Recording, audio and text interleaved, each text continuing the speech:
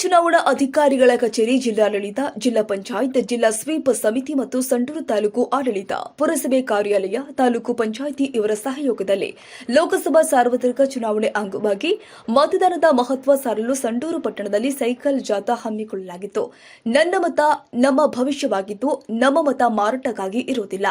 ನಿಮ್ಮ ಮತದಾನವೇ ನಿಮ್ಮ ಧ್ವನಿ.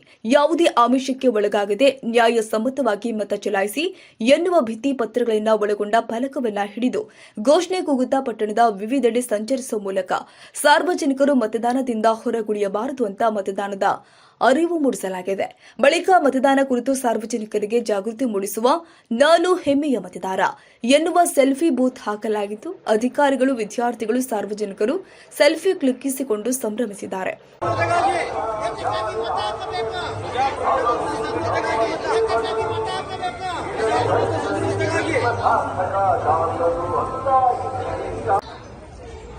ಸ್ವಲ್ಪ ನೋಡಿ ಸರ್, ಪ್ಲೀಸ್.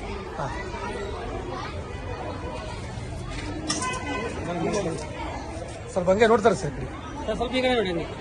ಹಾಂ,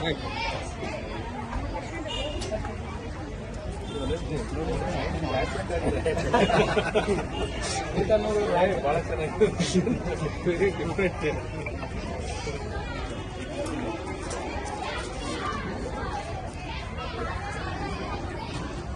ಜಯನಂದ ಸೂಪರ್ ಸರ್.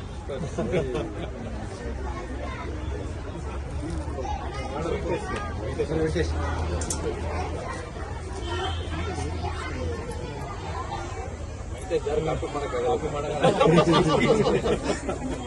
ಬನ್ನಿ ಬನ್ನಿ, ಎಲ್ಲ ಬರ್ರಿ ಬರ್ರಿ, ಎಲ್ಲ ಬರ್ರಿ.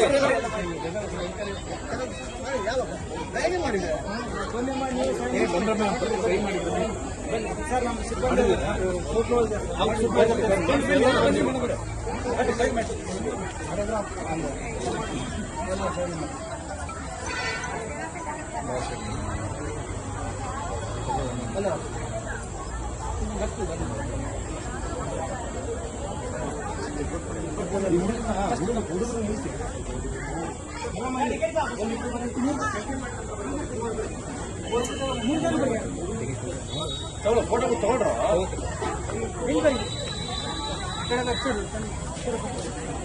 ಸಹಿ ಮಾಡಿ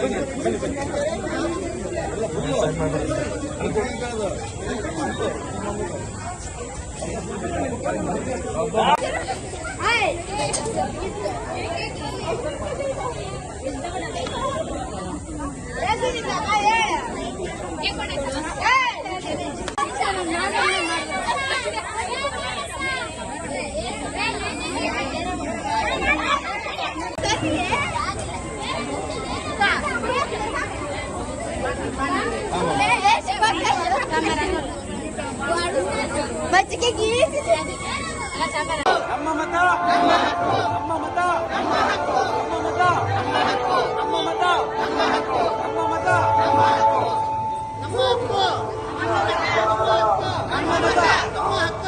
ಮತ, ನಮ್ಮ ಮತ,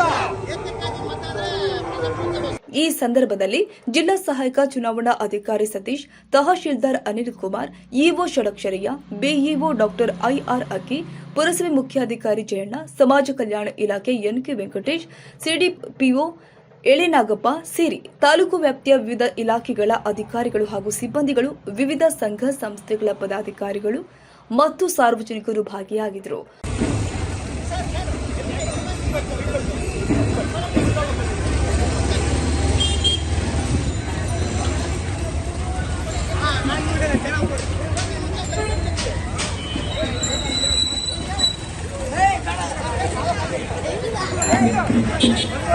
ವತಿಯಿಂದ ಮತದಾನವನ್ನ ಮಾಡೋದ್ರ ಬಗ್ಗೆ ಈ ಒಂದು ಜಾಗೃತಿ ಕಾರ್ಯಕ್ರಮವನ್ನ ಹಮ್ಮಿಕೊಳ್ಳಲಾಗಿದೆ.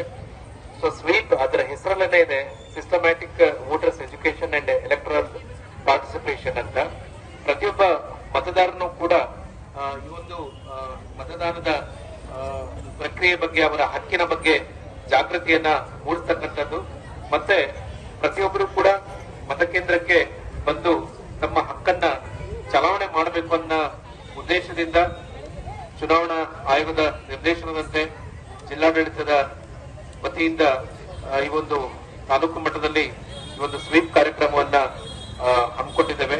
ಸೊ ತಮ್ಮ ಮೂಲಕ ನಾನು ಎಲ್ಲ ಮತದಾರರಲ್ಲಿ ವಿನಂತಿ ಮಾಡ್ಕೊಳ್ಳೋದು ಏನು ಅಂತ ಹೇಳಿದ್ರೆ, ಮತದಾನ ಅನ್ನತಕ್ಕಂಥದ್ದು ಪ್ರತಿಯೊಬ್ಬರ ಹಕ್ಕು. ಸೊ ದೇಶಕ್ಕೆ ಯಾವ ರೀತಿ ಸರ್ಕಾರ ಬೇಕು, ತಮಗೆ ಯಾವ ರೀತಿ ನಾಯಕ ಬೇಕು ಅಂತ ಆಯ್ಕೆ ಮಾಡ್ಕೊಳ್ತಕ್ಕಂತ ಹಕ್ಕು. ಸೊ ಹಾಗಾಗಿ ಈ ಒಂದು ಪ್ರಕ್ರಿಯೆಯಲ್ಲಿ ಎಲ್ಲರೂ ಕೂಡ ಕಡ್ಡಾಯವಾಗಿ ಭಾಗವಹಿಸಿ ಮೇ 7ನೇ ತಾರೀಕಂದು ಏನು ನಮ್ಮ ಬಳ್ಳಾರಿಗೆ ಸಂಬಂಧಪಟ್ಟಂತೆ ಮೇ 7ನೇ ತಾರೀಕಂದು ಏನು ಚುನಾವಣೆ ದಿನಾಂಕ ನಿಗದಿಯಾಗಿದೆ. ಸೊ ಆ ದಿವಸ ಎಲ್ಲರೂ ಕಡ್ಡಾಯವಾಗಿ ಮತಗಟ್ಟೆಗೆ ಬಂದು ಮತವನ್ನ ಚಲಾವಣೆಯನ್ನ ಮಾಡಬೇಕು. ಏನಕ್ಕಂದ್ರೆ ಈಗ ನಮ್ಮ ಇಒ ಅವರು ಮತ್ತೆ ತಹಸೀಲ್ದಾರ್ ಅವರು ಹೇಳ್ತಾ ಇದ್ರು, ನಮ್ಮಲ್ಲಿ ಕಳೆದ 2019ನೇ ವರ್ಷದಲ್ಲಿ ಕೇವಲ 69% ಮಾತ್ರ ಮತದಾನವನ್ನ ನಮ್ಮ ಅಸೆಂಬ್ಲಿ ಕಾನ್ಸ್ಟಿಟ್ಯೂನ್ಸಿ ವ್ಯಾಪ್ತಿಯಲ್ಲಿ ಮಾಡಲಾಗಿರುತ್ತೆ ಅಂತ. ಏನಕ್ಕಂದ್ರೆ ಎಲ್ಲರೂ ಕೂಡ ಒಂದಲ್ಲ ಒಂದು ರೀತಿಯಲ್ಲಿ ಸರ್ಕಾರದ ಸವಲತ್ತುಗಳನ್ನ ನಾವು ಪಡ್ಕೊಳ್ತಾ ಇದ್ದೇವೆ. ಸರ್ಕಾರ ಸುಭದ್ರವಾಗಿರ್ಬೇಕಂದ್ರೆ ಪ್ರಜಾಪ್ರಭುತ್ವ ಸುಭದ್ರವಾಗಿರ್ಬೇಕು ಅಂತ ಹೇಳಿದ್ರೆ, ಸೊ ನಾವೆಲ್ಲರೂ ಕೂಡ ನಮ್ಮ ಹಕ್ಕನ್ನ ಚಲಾಯಿಸಿ ಸೂಕ್ತ ಅಭ್ಯರ್ಥಿಗಳನ್ನ ಆಯ್ಕೆ ಮಾಡಬೇಕು. ಮತ್ತೆ ಈ ಒಂದು ಮತದಾನ ಪ್ರಕ್ರಿಯೆಯಲ್ಲಿ ಯಾವುದೇ ರೀತಿ ಆಸೆ ಆಮಿಷಗಳಿಗೆ ಒಳಗಾಗದೆ ತಮಗೆ ಇಷ್ಟ ಬಂದಂತಹ ಅಭ್ಯರ್ಥಿಗಳಿಗೆ ಮತದಾನವನ್ನ ಮಾಡ್ಲಿಕ್ಕೆ ಕೂಡ ಎಲ್ಲ ಅವಕಾಶ ಇದೆ.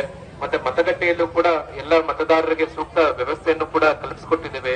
ಕುಡಿಯ ನೀರಿನ ವ್ಯವಸ್ಥೆ ಇರಬಹುದು, ಶೇಡಿನ ವ್ಯವಸ್ಥೆ ಇರಬಹುದು, ಮತ್ತೆ PW ವೋಟರ್ಸ್ ಮತ್ತೆ ವಯಸ್ಸಾದವರಿಗೆ ವೀಲ್ ಚೇರ್ ಇರಬಹುದು, ಎಲ್ಲ ವ್ಯವಸ್ಥೆಗಳನ್ನು ಕೂಡ ನಾವು ಮಾಡಿದ್ದೇವೆ. ಸೊ ದಯಮಾಡಿ ಎಲ್ಲ ಮತದಾರರನ್ನು ವಿನಂತಿ ಮಾಡ್ಕೊಳ್ತೇನೆ. ಪ್ರಮುಖವಾಗಿ ನಮ್ಗೆ ಪಟ್ಟಣ ವ್ಯಾಪ್ತಿಯಲ್ಲಿ, ಗ್ರಾಮ ವ್ಯಾಪ್ತಿಯಲ್ಲಿರ್ತಕ್ಕಂಥ ಮತದಾರರು ಬಹುತೇಕ ಎಲ್ಲ ಬಂದು ವೋಟ್ ಮಾಡ್ತಾರೆ. ಬಟ್ ಪಟ್ಟಣ ವ್ಯಾಪ್ತಿಯಲ್ಲಿರ್ತಕ್ಕಂತಹ ಮತದಾರರು ಮತದಾನ ದಿನವನ್ನ ರಜವನ್ನಾಗಿ ಅವರು ಎಂಜಾಯ್ ಮಾಡ್ಲಿಕ್ಕೆ ನೋಡ್ತಾರೆ. ಸೊ ದಯವಿಟ್ಟು ಇದು ತಮ್ಮ ಹಕ್ಕು. ಸೊ ತಮ್ಮ ಹಕ್ಕನ್ನ ಚಲಾಯಿಸಿ ಅಂತ ನಾನು ಎಲ್ಲ ನಮ್ಮ ಮಾಧ್ಯಮ ಮಿತ್ರರ ಮುಖಾಂತರ ನಾನು ವಿನಂತಿಯನ್ನ ಮಾಡ್ಕೊಳ್ತಾ, ಇವತ್ತಿನ ಈ ಒಂದು ಮತದಾನ ಜಾಗೃತಿ ಅಂಗವಾಗಿ ಏನು ಹಮ್ಮಿಕೊಂಡಿರ್ತಕ್ಕಂಥ ಸೈಕಲ್ ಜಾಥಾ ಮತ್ತೆ ನಮ್ಮ ಮಹಿಳಾ ಮತ್ತು ಮಕ್ಕಳ ಅಭಿವೃದ್ಧಿ ಕಲ್ಯಾಣ ಇಲಾಖೆ ವತಿಯಿಂದ ಬಂದಿರತಕ್ಕಂಥ ಸಿಬ್ಬಂದಿ, ನಮ್ಮ ಪುರಸಭೆಯ ಸಿಬ್ಬಂದಿ ಮತ್ತೆ ಎಜುಕೇಶನ್ ಡಿಪಾರ್ಟ್ಮೆಂಟ್ ಇಂದ ಬಂದಿರತಕ್ಕಂಥ ಎಲ್ಲ ಸಿಬ್ಬಂದಿಗಳು ಕೂಡ ಈ ಒಂದು ಜಾಗೃತಿ ಕಾರ್ಯಕ್ರಮದಲ್ಲಿ ಭಾಗವಹಿಸ್ತಾ ಇದ್ದಾರೆ. ಈ ಒಂದು ಜಾಥಾ ಕಾರ್ಯಕ್ರಮ ಯಶಸ್ವಿ ಆಗ್ಲಿ ಅಂತ ನಾನು ಶುಭವನ್ನ ಕೋರ್ತಾ ನನಗೆ ಮಾತಾಡ್ಲಿಕ್ಕೆ ಅವಕಾಶ ಮಾಡಿಕೊಟ್ಟ ತಮ್ಮೆಲ್ಲರೂ ವಂದಿಸ್ತಾನೆ.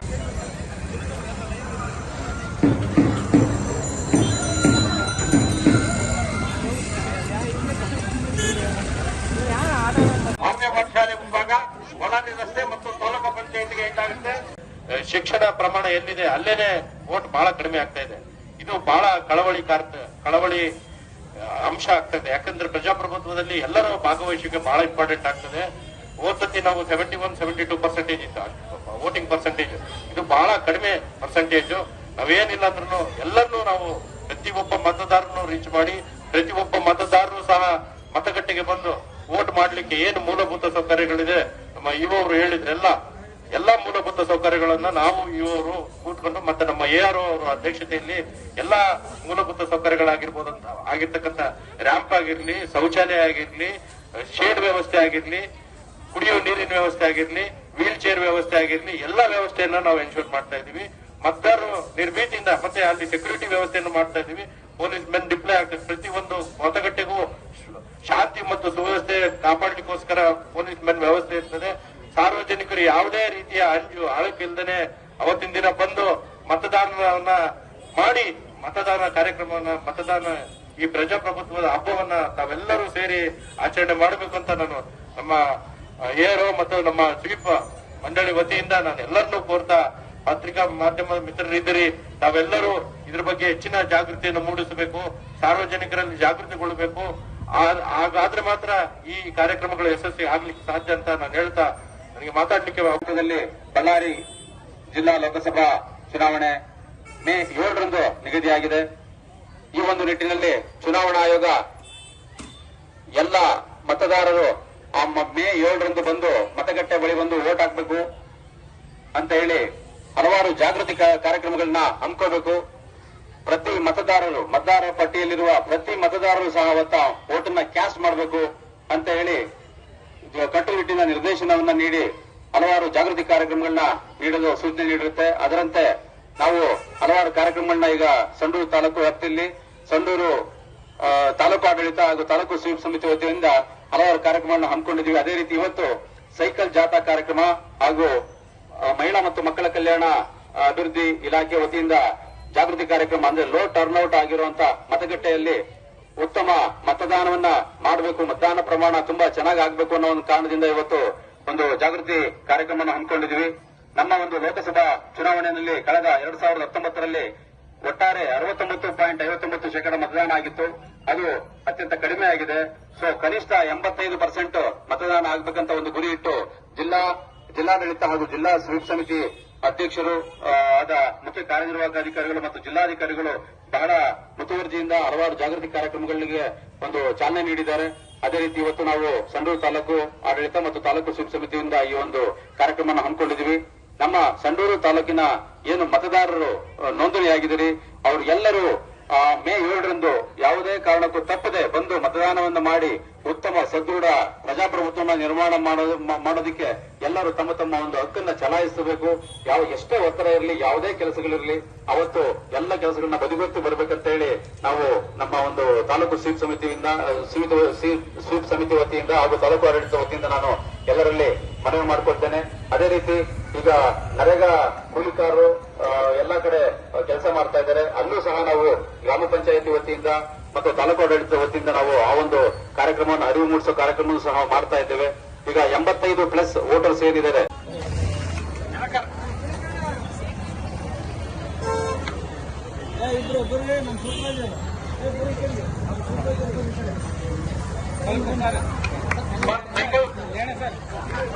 ಸರ್ ಸರ್ಕಲ್ ಜಾತ ಪಕ್ಕ ಕೆಇಬಿ ಸರ್ಕಲ್ ಮರಾಠ ಸಮಾಜದ ಹತ್ತಿರದಿಂದ ಮೇನ್ ಬಜಾರ್ಗೆ ಹೋಗಿ ಮೇನ್ ಬಜಾರ್ನಿಂದ ಆಜ್ಞೆ ಮಾಡಿ ಧರಿಸುವ ಈ ದಿನ ತಪ್ಪದಲೇ ಮಹಾರಾಯ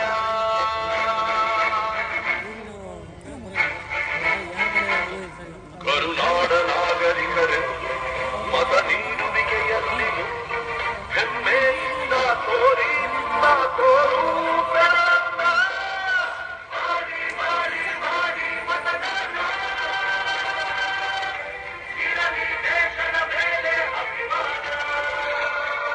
ನಾವು ಮತಗಟ್ಟೆಗೆ ಬಂದು ವೋಟ್ ಹಾಕೋದಕ್ಕೆ ಆಗಲ್ಲ ಅನ್ನೋ ಒಂದು ಸನ್ನಿವೇಶದಲ್ಲಿ ಚುನಾವಣಾ ಆಯೋಗದ ನಿರ್ದೇಶನದ ಮೇರೆಗೆ ನಾವು ಅವರ ಮನೆ ಹತ್ರ ಹೋಗಿ ವೋಟ್ ಹಾಕಿಸುವಂತ ಒಂದು ಕಾರ್ಯಕ್ರಮಕ್ಕೂ ಸಹ ನಮ್ಮ ಸಹಾಯಕ ಚುನಾವಣಾಧಿಕಾರಿಗಳು ಚಾಲನೆ ನೀಡಿದ್ದಾರೆ.